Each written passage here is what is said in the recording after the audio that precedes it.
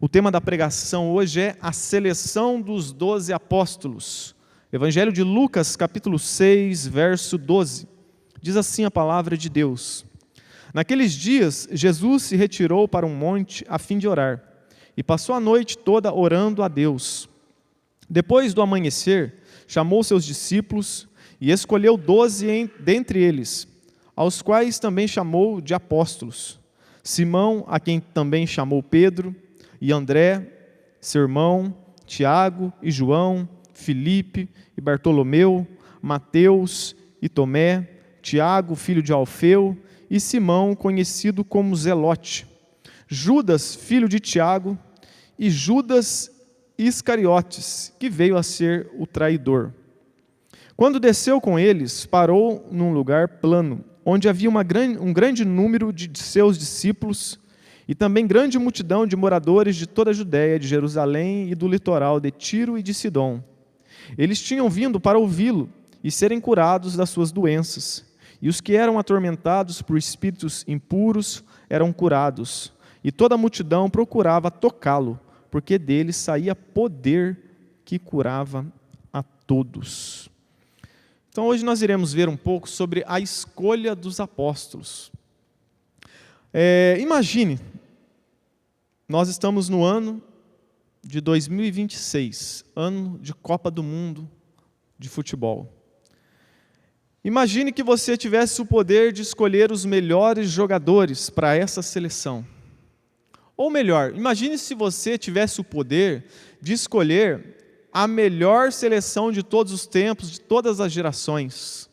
Porque eu vou ser sincero para os irmãos, eu parei de acompanhar futebol, porque eu nasci na geração em que o Brasil foi campeão do mundo, tinha jogador bom de sobra, tinha muitos que mereciam ir para a seleção, não foram, porque tinha muita gente boa. E hoje, quando a gente vai assistir o jogo da seleção brasileira, é um desastre, eu passo raiva. Então eu parei de acompanhar futebol por conta desses motivos. Eu vi muito cara bom e eu vou ver lá, só vejo perna de pau, eu não tenho mais motivação para assistir. Mas vamos dizer que nós pudéssemos escolher a melhor seleção de todos os tempos.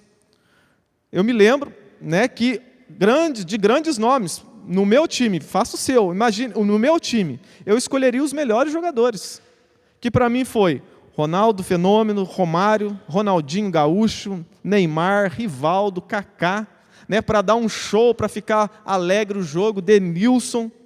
E outros nomes também que acredito que mereciam muito estar na seleção, como o Alex, o cabeça, Giovani dos Santos, o goleiro para mim o melhor de todos, Rogério Ceni, sou São Paulino, Cafu, Roberto Carlos, Marcelo, que jogava no Real Madrid, zagueiros, Lúcio, Roque Júnior, Edmilson.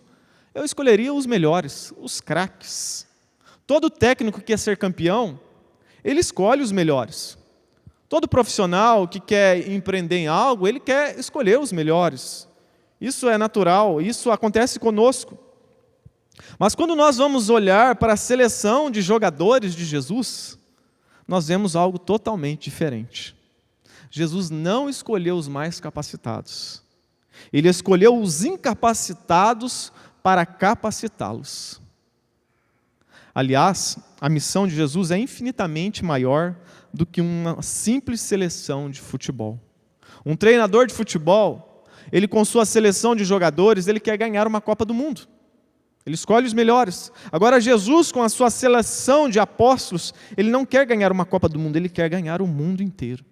Então a missão de Cristo, a escolha de Cristo, ela está acima de qualquer outra escolha. E Jesus escolheu homens que aos nossos olhos são homens incapazes, homens imperfeitos, homens cheios de falhas.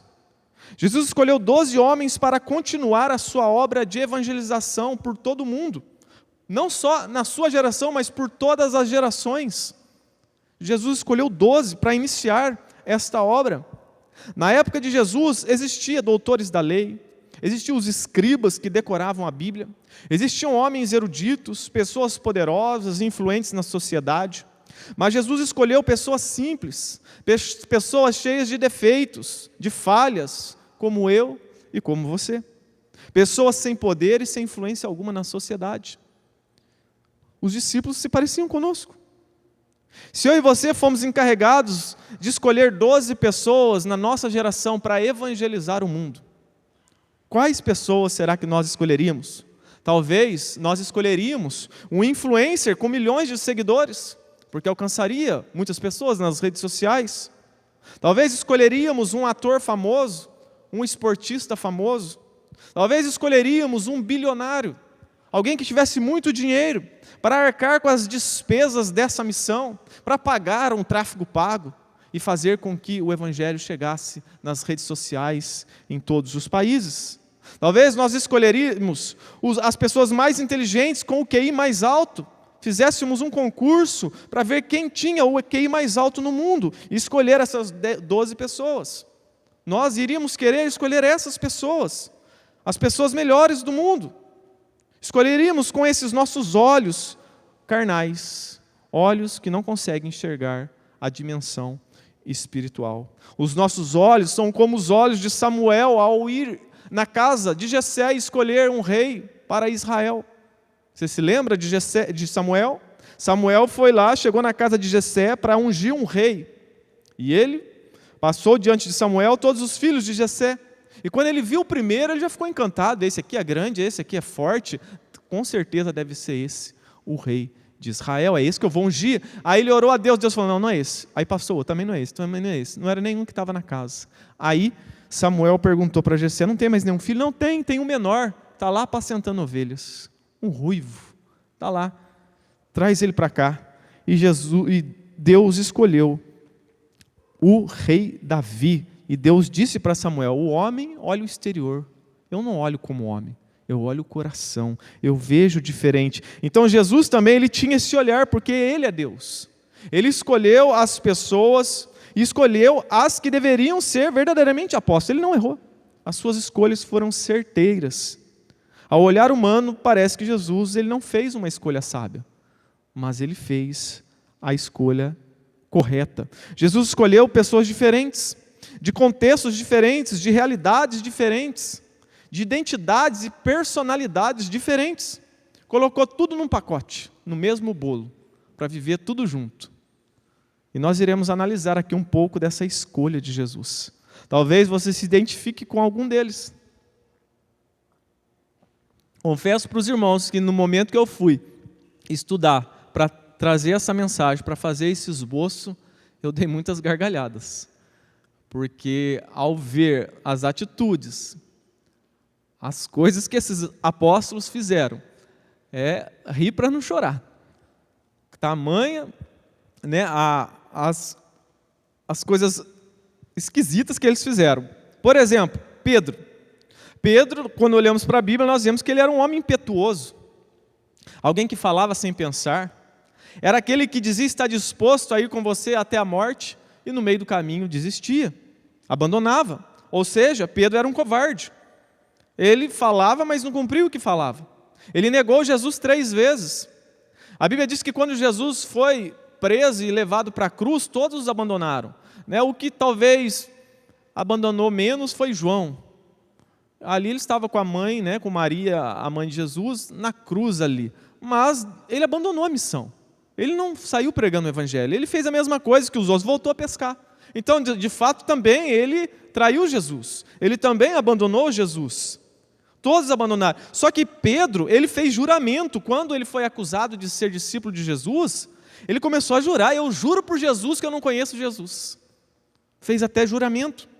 No jardim do Getsemane, ele com essa sua característica impetuosa, de fazer as coisas sem pensar, quando foram prender Jesus, ele tirou a espada e cortou a orelha de Malco, um servo do sumo sacerdote.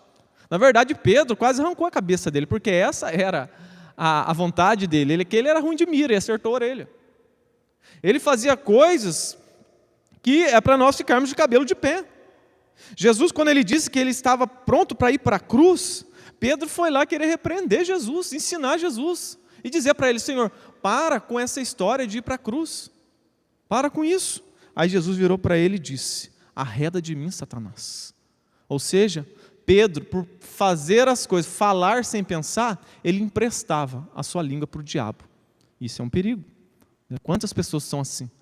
Elas falam sem pensar e às vezes, sem perceber, está emprestando a sua língua para o diabo. Pedro era terrível, mas não só Pedro. Nós olhamos aqui para a vida de André. André, na verdade, era irmão de Pedro. Eles eram pescadores. Só que nós não vemos muitos relatos, da pessoa de André. André é um meio que anônimo aqui nos evangelhos, mas ele teve uma grande importância. André era irmão de Pedro e foi ele que apresentou Jesus para Pedro. Mas André também era uma pessoa simples, era um simples pescador, não era ninguém de grande influência. Nós vemos aqui também os irmãos Tiago e João, filhos de Zebedeu, pescadores, sócios de pescaria de Tiago, de Pedro e de André. 4 pescadores. E esses dois, Tiago e João, eles queriam poder, eles queriam proeminência, eles queriam sobressair sobre os demais apóstolos, ao ponto de pedir para a mãe deles falar com Jesus. Talvez Jesus tinha alguma afinidade com a mãe deles, gostava da mãe deles, então eles aproveitaram isso e pediram para ela, vai lá e pede para Jesus, para nós nos assentarmos, uma à direita e uma à esquerda do lado dele, no reino. E foi isso que aconteceu, isso está relatado lá em Mateus 20. Olha o que diz. Então aproximou-se dele a mãe dos filhos de Zebedeu, com seus filhos, adorando e fazendo-lhe um pedido. E disse-lhe, que queres? Ela respondeu, diz que esses meus 2 filhos se assentem, um à tua direita e o outro à tua esquerda, no teu reino. Olha a audácia deles, estavam querendo poder, proeminência. E sabe o que aconteceu? Os discípulos ficaram irados, olha o que diz o verso 24. Os outros apóstolos, ao ouvirem isso, os 10, indignaram-se contra os 2 irmãos. Ficaram indignados. Aí Jesus vai responder para ela, olha, vocês estão dispostos a beber do meu cálice? Aí eles disseram, estamos. Certamente vocês beberão do meu cálice. Ou seja, vocês também sofrerão por conta do evangelho. Mas agora, colocar um na direita e um na esquerda, isso cabe ao Pai. Ele escolheu isso, não a nós, não a vocês. Aí nós vemos também que esses 2 aqui, Tiago e João, eram conhecidos como filhos do trovão. Olha o temperamento deles. Por que eles eram filhos do trovão? Por conta do temperamento. Quando um povoado samaritano se recusou a receber Jesus, Tiago e João, eles perguntaram para Jesus se poderiam orar para que fogo do céu caísse e matasse todo mundo. Olha o que diz lá em Lucas capítulo 9. Senhor, queres que mandemos descer fogo do céu para os destruir? Eles queriam agir como Elias, para descer fogo do céu e matar todo mundo. Jesus, porém, voltando-se, os repreendeu e disse, vós não sabeis de que espírito sois. Que povo difícil. Esses camaradas tinham um temperamento muito difícil. Pedro, Tiago, João, Filipe era um dos apóstolos mais práticos. Certa ocasião, Jesus ele disse, olha, dê de comer para esse povo. E tinha uma multidão lá no deserto. Aí, Filipe, ele era bom de cálculo. Ele olhou, analisou, Senhor, se tivéssemos aqui 500 denários, que dá o trabalho do ano inteiro, não daria para sustentar ninguém aqui. Não daria para suprir a necessidade do povo. Ele era prático. Ou em outra ocasião, Filipe, quando ele encontra com o seu amigo Natanael, e ele diz, olha Natanael, eu encontrei o Messias. E aí Natanael pergunta, será que ele é o Messias mesmo? Ele não ficou criando argumentos, ele só disse assim, vem e vê, vamos lá. Ele era prático. Ele era prático para essas coisas, para fazer cálculo, mas ele era lento para perceber a dimensão espiritual. Você sabe o que Filipe fez na ceia? Ele tomou uma repreensão dura de Jesus. Na ceia, Jesus estava pronto para ir para a morte, já tinha feito um monte de coisa, ensinado um monte de coisa, estava falando de coisas espirituais, ele não estava entendendo nada. Olha o que diz lá em João 14. Disse-lhe Filipe, Senhor, mostra-nos o Pai, que nos basta. Disse-lhe Jesus, estou há tanto tempo convosco e não tendes conhecido Filipe. Jesus estava indignado. Quem me vê a mim, vê o Pai. Como dizes tu, mostra-me o Pai. Jesus ficou indignado com a pergunta. Ele era rápido, ele era prático em fazer as coisas ali para desenrolar o ministério, mas as coisas espirituais ele era extremamente lento. Bartolomeu, outro discípulo, né, não temos muitos relatos sobre ele. Mas temos Mateus, que escreveu o Evangelho. Ele escreve de si mesmo, dizendo que ele era publicano. E quem era um publicano? Publicano era um corrupto. Era alguém que trabalhava para o Império Romano, que extorquia o povo judeu, que arrecadava impostos, ele fazia o seu próprio salário, ele cobrava impostos a mais para fazer o seu salário. Alguém odiado pelo povo. E Jesus escolheu este homem. Nós temos também Tomé. Tomé era cético demais. Só creu que Jesus ressuscitou após de tocar nas suas marcas, né? Nas marcas dos cravos. Só assim ele creu. Cético demais. Tínhamos também aqui Tiago, filho de Alfeu.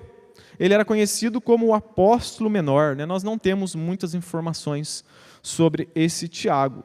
Ele é conhecido como apóstolo menor, talvez ele possa ser alguém de estatura pequena, ou também identificaram ele como menor por ele ser o mais novo, porque já existia o outro Tiago, que era mais velho. Temos também Simão, o Zelote. Olha, esse camarada aqui também não era uma boa pessoa, não. Ele fazia parte de um grupo terrorista, nacionalista e revolucionário da época. Esse grupo que ele participava, o grupo dos Zelotes, andava armado. E eles queriam destruir o Império Romano. Eles andavam armados e matavam cidadãos romanos. Eles eram terroristas. E Jesus escolheu este homem. Jesus escolheu Judas, filho de Tiago. Esse também não temos muitas informações, mas temos o outro Judas, Iscariote, que era ladrão. Olha o grupo, os 12 que Jesus escolheu. Não são pessoas que talvez nós escolheríamos. E Jesus colocou todos esses homens de temperamentos diferentes, de localidades diferentes, de trabalhos, né, feitos diferentes, e colocou todo mundo junto para trabalhar. Um Pedro impetuoso com um Tomé cético. Um Simão zelote com um Mateus publicano. O zelote odiava o Império Romano. E quem trabalhava para o Império. Imagino eu, na reunião, está lá, o zelote, Simão olhando para o publicano. E de certo, quando chamou os dois, eles pensaram, isso aqui não vai dar certo não. Vai sair faísca. Um não gostava do outro. Jesus chamou, né, várias pessoas diferentes. Ali, sabe o que estava acontecendo?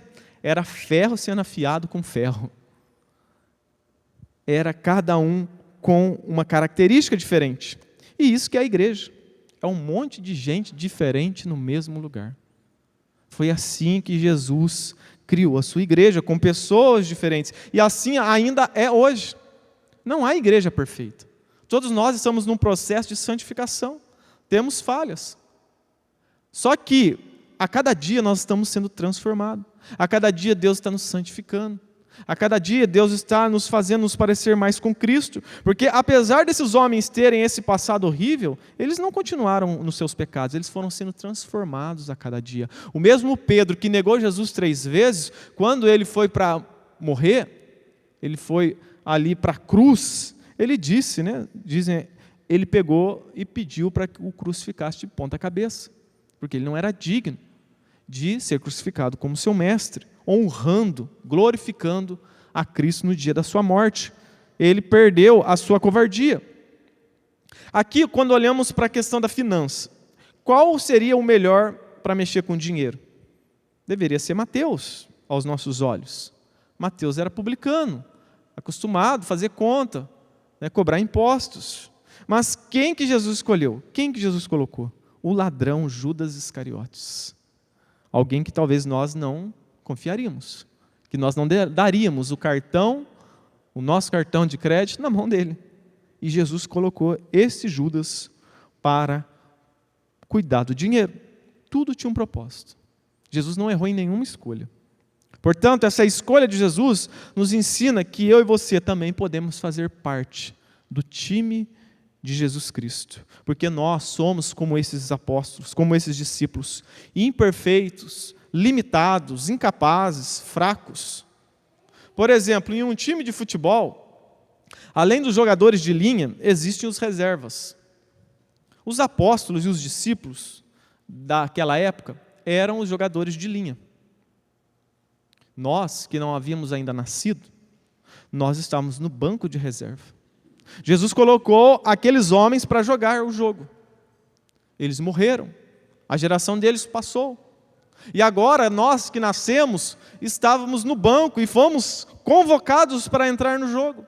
Então, nós não fomos chamados para ficar no banco de reserva, esquentando o banco lá do time. Nós fomos chamados para jogar, para estar na linha, assim como os apóstolos em suas gerações. Agora é a nossa vez de jogar, não é a vez de ficar no banco de reserva. E talvez você olhe, mas eu tenho muitas falhas. Acabamos de ver, os discípulos eram cheios de falhas. A obra é feita de pessoas cheias de falhas. Essa não pode ser a minha e a sua desculpa, porque essa é a glória de Deus. É escolher 12 homens falhos, imperfeitos, para uma missão muito importante, a missão mais importante da humanidade. Agora, se ele escolhesse pessoas boas, pessoas capacitadas, qual seria a glória de Deus? Os homens bateriam no peito, nós fizemos tudo isso porque nós somos bons, somos PhDs, temos vários títulos de teologia. Não, ele escolheu homens falhos, homens iletrados, para fazer a maior missão da humanidade. Imagine Pedro. Pedro havia negado Jesus 3 vezes. Estava envergonhado, voltou a pescar, voltou a fazer o que Jesus falou que não era para ele fazer. Ele disse, a partir de hoje você vai ser pescador de homens, não de peixes. Ele voltou para pescar. Aí Jesus foi ao encontro dele, restaurou o ministério dele, e sabe o que aconteceu? 40 dias depois de negar Jesus, ele está lá pregando. Está lá no púlpito pregando. Imagine, qual seria a confiança dele na hora? Será que ele teria confiança na sua oratória, nos seus bons argumentos? Será que ele estaria confiando em si naquele momento? Sendo que ele tinha acabado de negar Jesus? Imagine, 40 dias depois, de negar a fé. Talvez ele entrasse aqui, durante a semana, alguém dizendo, você que é o pastor, você que é o líder, você que está aqui à frente da igreja, porque se for a gente vai prender agora. E eu falo assim, não, eu não conheço ninguém aqui não, sou só um visitante. Aí você olhasse para mim, nossa, que covarde, negou Jesus. Aí passasse 40 dias eu voltasse aqui para pregar. Você acha que eu ia confiar em mim? Mas Pedro, ele confiava em Cristo, mesmo apesar das suas falhas, dos seus erros. Então os apóstolos, eles erraram muito, é verdade, mas eles também se levantaram muito. Eles não desistiram, eles perseveraram. Então talvez eu e você possamos estar errando muitas vezes com Cristo, mas Jesus, ele não quer que nós venhamos parar. Ele quer que nós venhamos perseverar, venhamos seguir a Ele, porque para onde iremos, como diz Pedro, se só o Senhor tem palavras de vida eterna? Para onde iremos nós? No meio, um traidor, um Judas. Isso nos mostra também que nós não estamos livres disso. Talvez pode chegar à nossa igreja um enviado de Satanás, um Judas. E às vezes é para testar a nossa fé, para termos discernimento. Porque se até entre Jesus tinha Judas, o que dirá diante de nós? Pode haver Judas, pode aparecer Judas, mas que Deus nos dê sabedoria para identificá-lo. Nós vemos aqui também que Jesus, ele tinha vários discípulos. Jesus não tinha apenas os 12, Jesus tinha um monte. Só que como ele estava encerrando o seu ministério de 3 anos, e a obra precisava continuar, ele agora, desse grande grupo de discípulos, ele faz uma peneira, e ele chama 12. Então, ele tinha um relacionamento mais aproximado dos 12, do que todos. Então, ele tinha um grupo diferenciado. Além dos 12, Jesus tinha 3 entre os 12 que ele tinha uma proximidade maior, que era Pedro, Tiago e João. Então, repare, o próprio Jesus tinha preferências. Ele tinha proximidade mais de uns e menos de outros. Entre os 3 ainda havia o apóstolo João, que era mais próximo ainda, que muitas vezes à mesa reclinava a sua cabeça no peito de Jesus. Era o mais próximo, foi ele que descobriu quem seria Judas. Ele foi o primeiro a descobrir, porque ele estava mais próximo. Então repare que Jesus, ele tinha afinidades maiores com algumas pessoas e menos com outros. Portanto, Jesus nos ensina que não é pecado sermos mais próximos do que alguns e menos do que outros na igreja. Porque tem gente que acha que é isso, né? Às vezes alguém não tem afinidade com ela. Ela acha, o irmão está fazendo acepção de pessoas, ele não gosta de mim, ele conversa pouco comigo, conversa mais com o outro.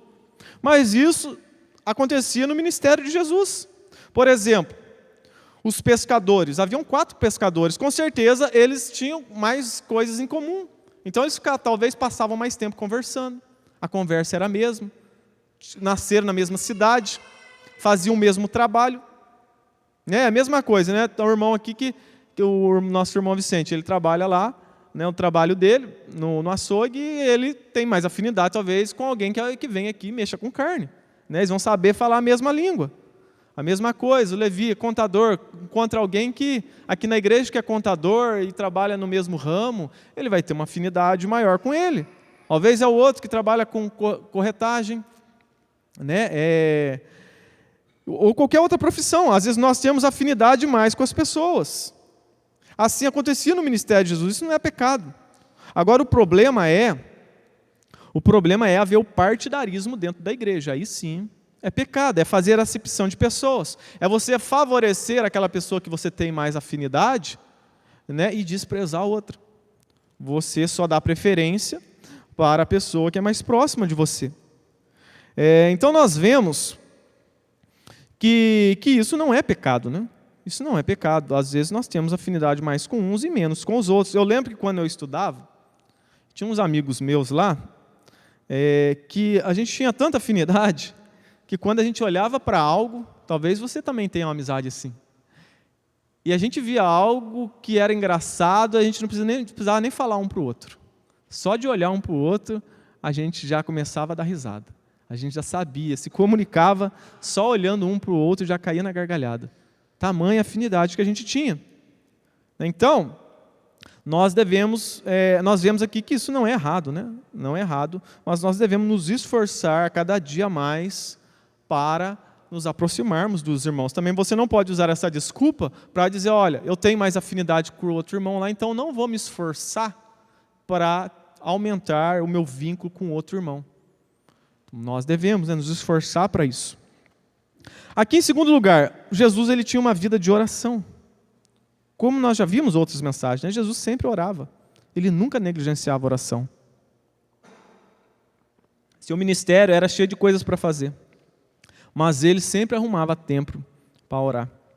E aqui ele precisou orar. Ele estava diante de uma decisão importantíssima, escolher 12 homens que levariam o evangelho a outras pessoas. Então nós vemos aqui nessa história 3 elementos que são em comum. Nós vemos aqui Jesus orando, e se ele precisou orar, ele precisava falar com o Pai. Ele mostrou a sua dependência do Pai, né, de conversar com o Pai, de estar em comunhão com o Pai.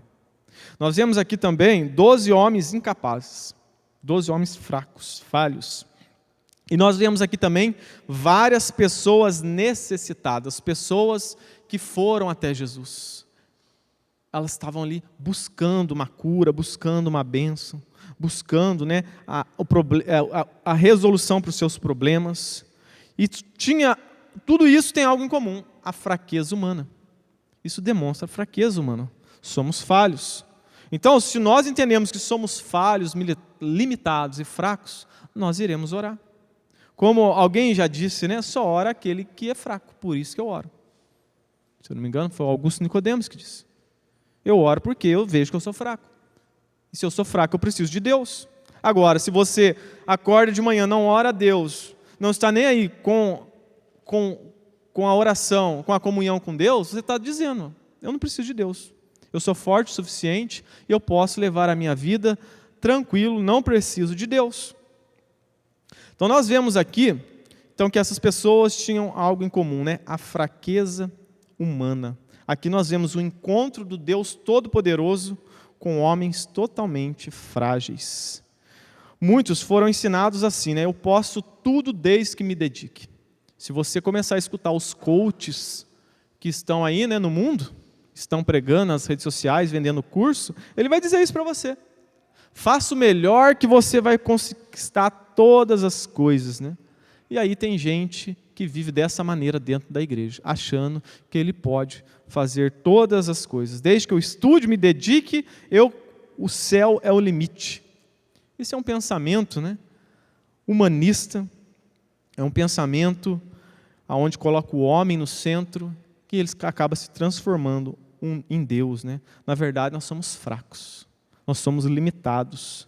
É de grande importância nós entendermos isso, que somos falhos, somos limitados. Quanto mais você se ver forte, mais distante você estará de Deus.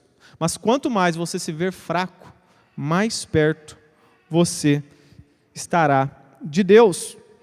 Porque, repare, por que você vem na igreja? A grande maioria vem para a igreja porque ela está passando por um momento difícil na família, na saúde, na vida financeira. Pode reparar. Às vezes, primeira vez que nós aceitamos um convite, é porque tudo estava dando errado. Porque as pessoas têm dificuldade, né, de buscar Deus quando tudo está dando certo. Aí ela acha que Deus está com ela. Porque esse é o pensamento do mundo, né? Tem alguma coisa errada, então tem que resolver. Eu acho que é falta de Deus, então já que convidou, eu vou. Aí quando começa tudo a dar certo, aí ele abandona Deus. Mas a maioria das pessoas, às vezes até com a motivação errada, no primeiro momento, vão só por conta das bênçãos, mas depois às vezes ouve o evangelho e é confrontado dos seus pecados e se arrepende. Mas a maioria das pessoas vão para a igreja porque elas estão sofrendo alguma necessidade. Estão com um vazio profundo no coração, estão passando um momento difícil na saúde, nas finanças. E é exatamente esse tipo de pessoa que Jesus busca. Pessoas que estão em desespero, pessoas que não veem mais esperança. Na verdade, todos nós somos assim. Todos nós somos fracos, dependentes de Deus. O problema é que muita gente não reconhece. Muita gente se acha boa e forte o suficiente para viver sem Deus. Nós somos limitados, somos falhos, aflitos, são todos os seres humanos. Então nós devemos reconhecer a cada dia a nossa limitação e agarrarmos a cruz de Cristo. Havia dias em que Jesus não tinha tempo nem para comer, mas ele tinha tempo para orar. Que eu e você possamos, né, preservar esse momento de oração, esse momento de comunhão com Deus, mas não só orando. Talvez você despreza a Deus por não ler a Bíblia. Você despreza a Deus no culto. Para você, o culto não tem importância. Quando der vontade, eu vou. Quando não der, eu não vou. Não é só oração. Nós desprezamos Deus quando nós desprezamos as coisas espirituais. Os meios de graça que foram deixados por Ele. Que é o quê? O culto, a igreja, a ceia do Senhor, a comunhão com os irmãos, a oração dos irmãos. Quando nós desprezamos essas coisas, nós estamos desprezando o nosso Deus. Aqui, por que precisamos orar? Porque a gente também não sabe de nada. A gente não sabe o dia de amanhã. Nós não sabemos. O dia de amanhã, por exemplo, você pode investir em alguma coisa e isso se tornar obsoleto. Quantas pessoas investiram em lan house? Antigamente lan house dava dinheiro. Aí veio, barateou, né, o videogame, aí todo mundo começou a comprar videogame, aí as lan houses fecharam. Bancas de jornal. Banca de jornal nem existe mais, né? Eu até fiquei admirado, que parece que aqui em Cruzeiro tem uma. Mas onde eu morava, em Lorena, não existe mais. Isso aconteceu depois que surgiu a OLX. Uma vez um rapaz investiu tudo em extintor, porque o governo disse, a partir de tal mês vai ser obrigatório todo carro ter extintor. Aí o que ele fez? Ele vendeu tudo que tinha e investiu em extintor. Passou um pouco tempo, o próprio governo disse, não, a partir de hoje não vai precisar mais ter extintor. E ele quebrou. Investiu tudo em algo, né, e quebrou. Então nós devemos entender que nós não sabemos o dia de amanhã, não sabemos o nosso futuro, por isso precisamos orar a Deus, colocar nossa dependência em Deus. Salmo 25:12 vai dizer, quem é o homem que teme ao Senhor? O Senhor lhe ensinará o caminho que deve escolher. É o Senhor. Então devemos orar para tudo que vamos fazer, devemos orar.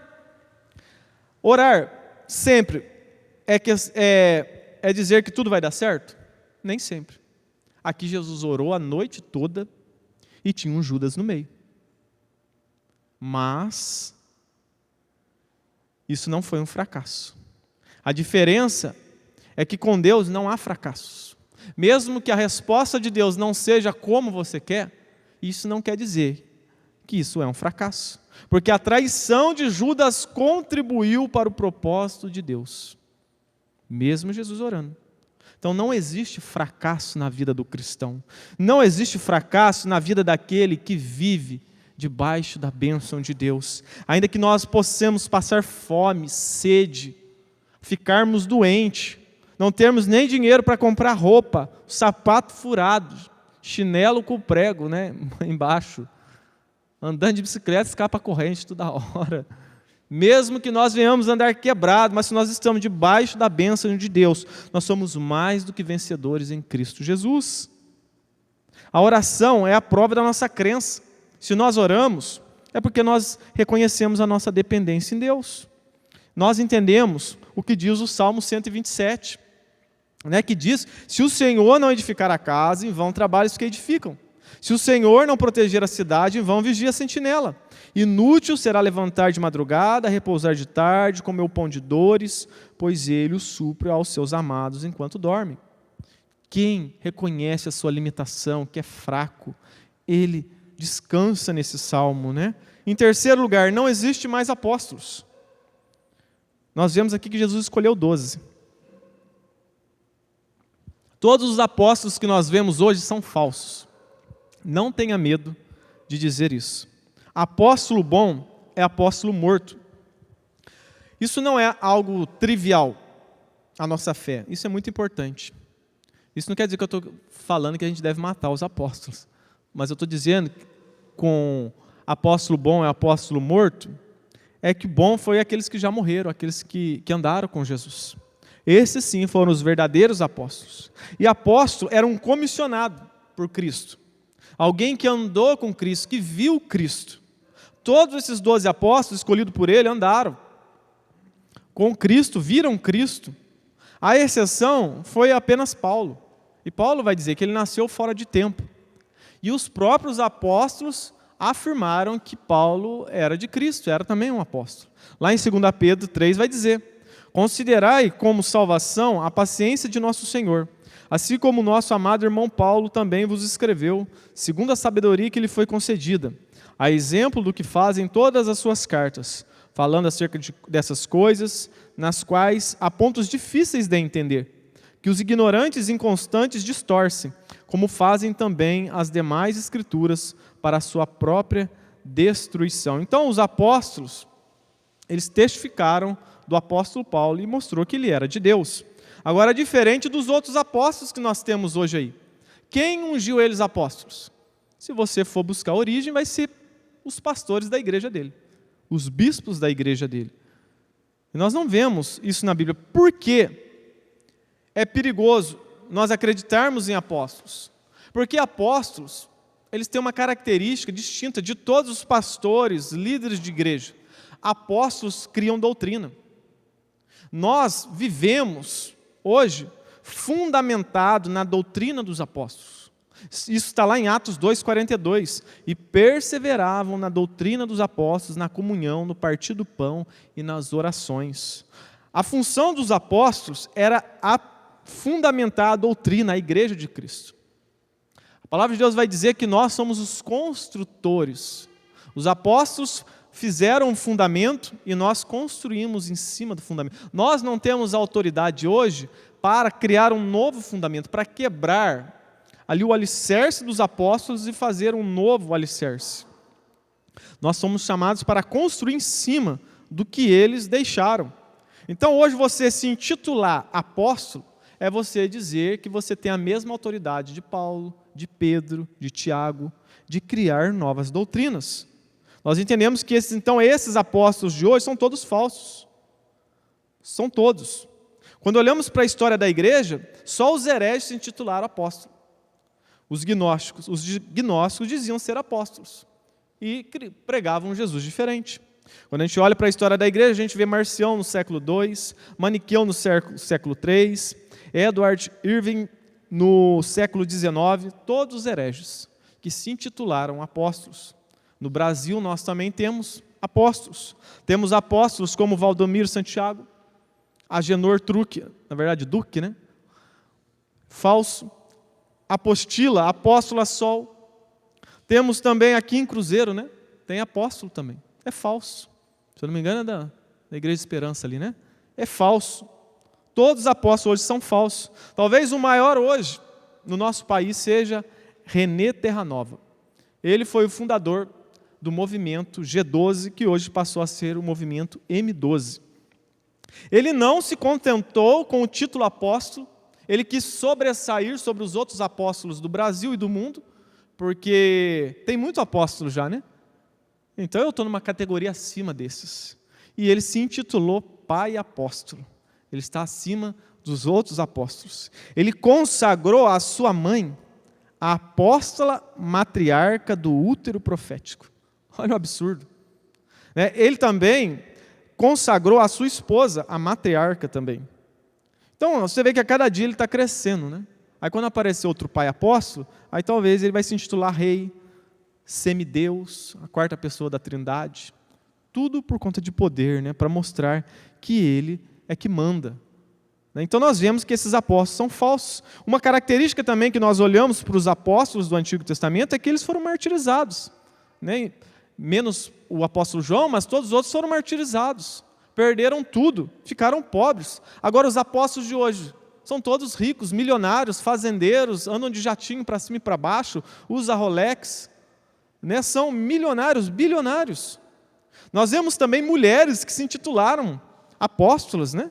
Apostila, sei lá o que é, Valnice Milhomes.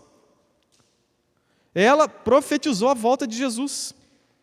E Jesus voltou ou não voltou? Ela profetizou e disse que Marina Silva ia ser presidente do Brasil. Não foi. Foi ao vivo essa profecia. Mentirosa, filha do diabo. Por que é importante sabermos que os apóstolos não existem? Porque os apóstolos criam novas doutrinas. E essas doutrinas são influenciadas por demônios. Porque um novo evangelho, que é diferente dos apóstolos de Jesus, é um evangelho deturpado. É maldito, como Paulo vai dizer. Se vier um anjo, ou nós mesmos pregando um novo evangelho, algo diferente do que nós venhamos anunciar, considere anátema, maldito. São filhos do diabo.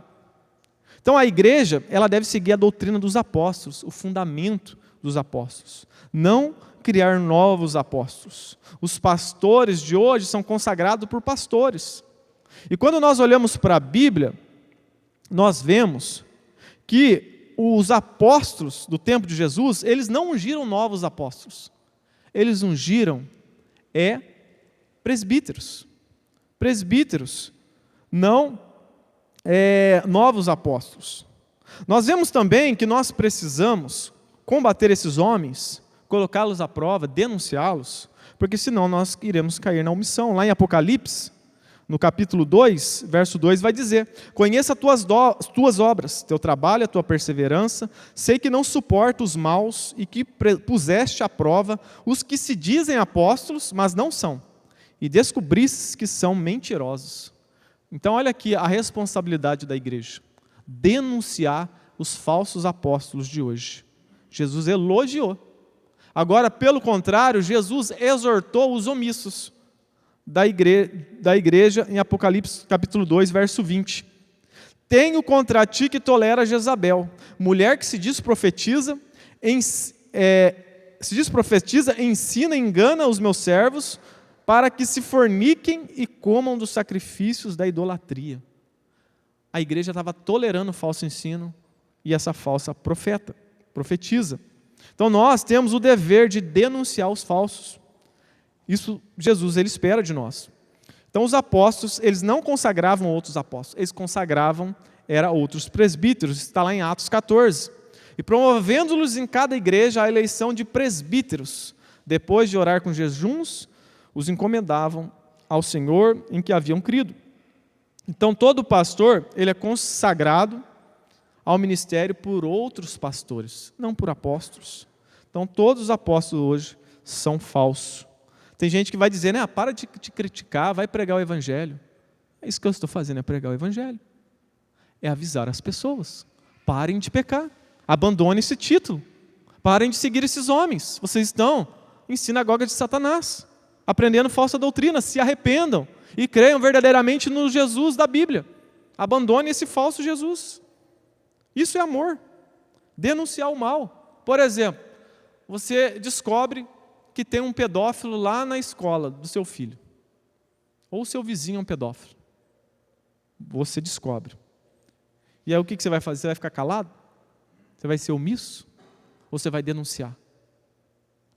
Com certeza, se você tiver o Espírito Santo de Deus, se você tiver temor a Deus, se você amar a verdade, amar o próximo, você vai denunciar esse canalha. Assim esses homens que ensinam falsas doutrinas. São canalhas. Eles são pior que Hitler. Hitler tirou a vida física das pessoas. Talvez pessoas ali, por conta da aflição, até se arrependeram, creram em Jesus. E só tirou a vida deles aqui. Mas esses homens não, eles estão conduzindo as pessoas para o inferno. São piores do que Hitler. Creio que no inferno, se lá tiver degraus, se tiver posições diferentes, esses falsos apóstolos vão estar talvez num nível pior do que Hitler e os ditadores do mundo. Então nós não podemos ser omissos, nós devemos denunciar esses homens, porque se não fazemos isso somos covardes. A Bíblia diz que o lago de fogo está preparado para o diabo, os seus anjos e também os covardes. Então nós não podemos ser covardes. E em último e quarto lugar, a humanidade sofredora encontra consolo apenas em Jesus. Como eu disse, quem que procurou Jesus aqui? Quem procurou? Doentes, pessoas com medo da própria sombra, desamparados, necessitados, fracos. Quando olhamos para a Bíblia, nós vemos as pessoas, o perfil das pessoas que procuraram Jesus. Foi uma viúva que perdeu tudo, até o seu único filho. Uma pessoa ali desesperada. Uma mulher que tinha um fluxo de sangue, que gastou todos os seus bens, e ela disse: apenas se eu tocar na orla de Cristo eu serei curada. Uma pessoa talvez que tivesse pele e osso já, porque fazia anos que vivia perdendo sangue, uma hemorragia. E foi lá, tocou em Jesus, recebeu a cura, mas era uma mulher necessitada. Quando olhamos para a Bíblia, nós vemos Jairo, um homem rico, porém, ao ver a sua filha quase morta, ele entra em desespero e busca o mestre. Então nós vemos que as pessoas que procuraram Jesus eram pessoas necessitadas, porque o sofrimento nivela todo mundo. O sofrimento às vezes é uma bênção de Deus na vida do arrogante, porque faz enxergar quem ele é. Talvez você tenha vivido atormentado, talvez pela culpa, pelo medo de amanhã, pela falta de dinheiro, pelo que será dos seus filhos. Talvez você tenha vivido mergulhado em angústias e desespero. Lembre-se de Jesus. Lembre-se que de Cristo saía poder, é o que diz, o versículo 19. E toda a multidão procurava tocá-lo, porque dele saía poder para curar a todos. Lá em Marcos 3,10, que chegou um momento no ministério de Jesus, que as pessoas estavam se jogando nele. Olha o que diz lá: pois ele havia curado a muitos, de modo que todos os que tinham algum mal se arremessavam sobre ele para lhe tocar. Imagine o cenário.